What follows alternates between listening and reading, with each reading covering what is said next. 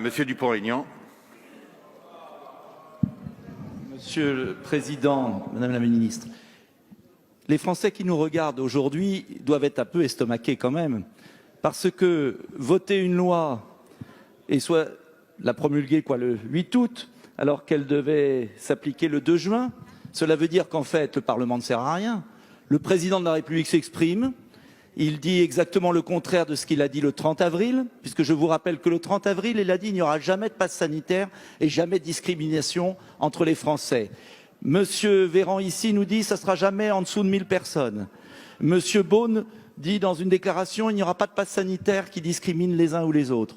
Vous faites exactement l'inverse et de surcroît, vous prononcez une mesure quasiment rétroactive avec un décret qui n'a pas de base légale. Mais dans quelle démocratie vivons-nous?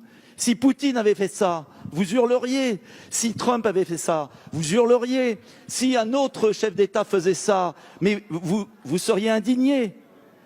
Ce n'est qu'une assemblée de pacotille.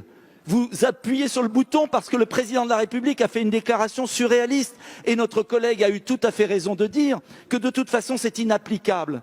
Il y aura des faux QR codes qui vont circuler partout et avec des dangers de cluster. Et puis on a un ministre extraordinaire de la Santé qui nous dit « si vous êtes vacciné, vous enlevez le masque ».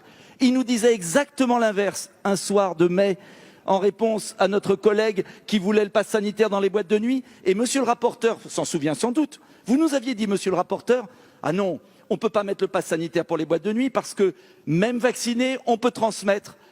Alors c'est pas possible. » Et vous dites exactement l'inverse aujourd'hui. Mais comment pouvez-vous vous contredire à 2 mois d'écart en permanence? Tout est le contraire de tout. Il n'y a plus aucune crédibilité dans votre gouvernement. Merci, monsieur Dupont-Aignan.